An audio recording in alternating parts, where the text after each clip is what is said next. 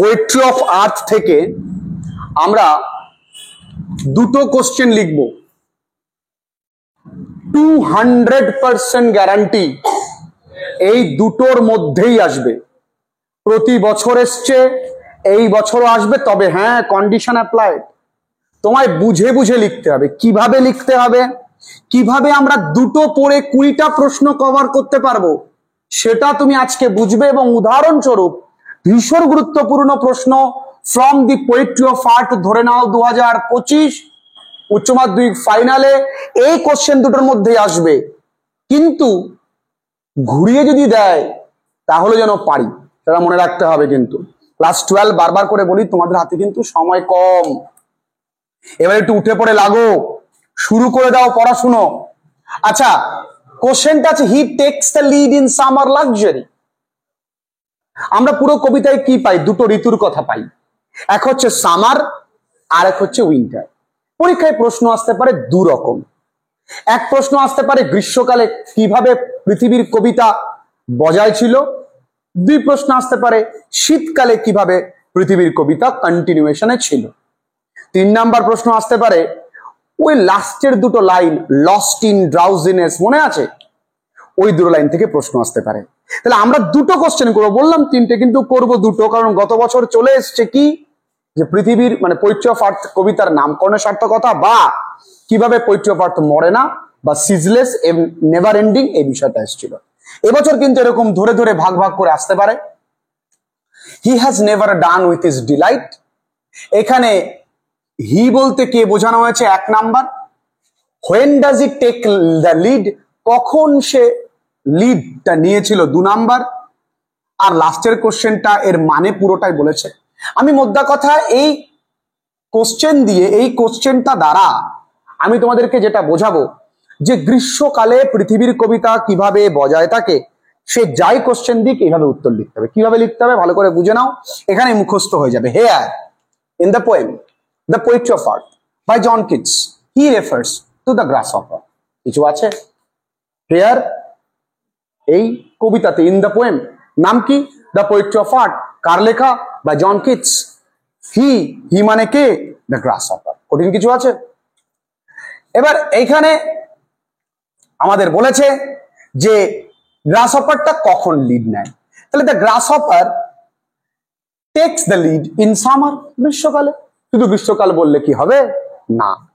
In the absence of the song bird, ওই যে পাখিরা যে গাছে গান করে, তাদের অনুপস্থিতিতে the grasshopper becomes the poet of the summer. সে কি হয়ে যায়? গ্রীষ্মকালের কবি হয়ে যায়।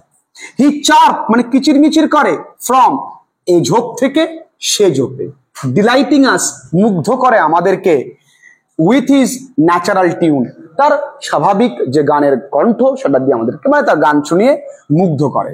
ডাজ হি ট্রাইস কন্টিনিউয়াসলি, আর এইভাবে সে অবিরাম চেষ্টা করে to keep the glory of the music of art, পৃথিবীর কবিতাটাকে বজায় রাখা। তাহলে এই কোশ্চেনটার অরে যদি এইভাবে আমাদের কোশ্চেন দেয়, how does the গ্রাসহপার, how does the grasshopper keep the continuation of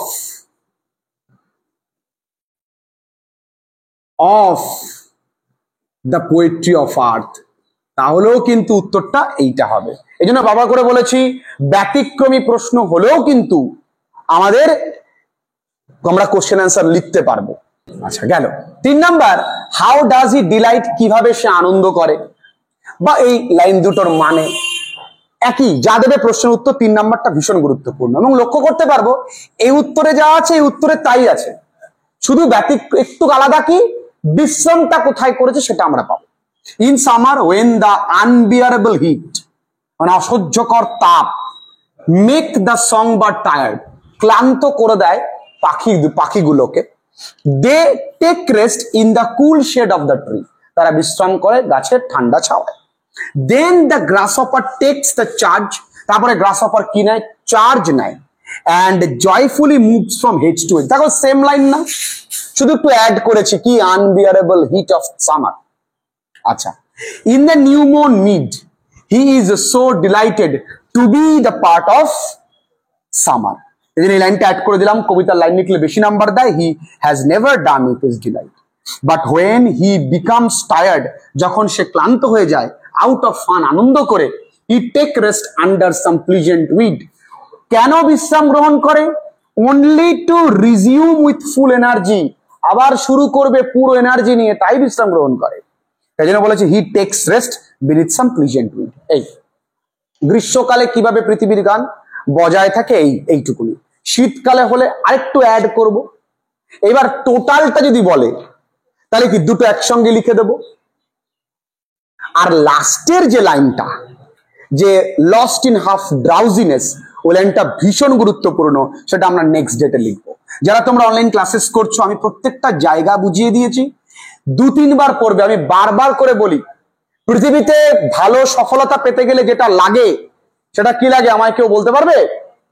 মেধা, মেধা, পরিশ্রম, না অর্থ, না সুযোগ? কি লাগে? ভাগ্য। সফলতা পেতে গেলে কি লাগে? ভাগ্য, পরিশ্রম, মেধা? না, সফলতা পেতে গেলে লাগে সময়।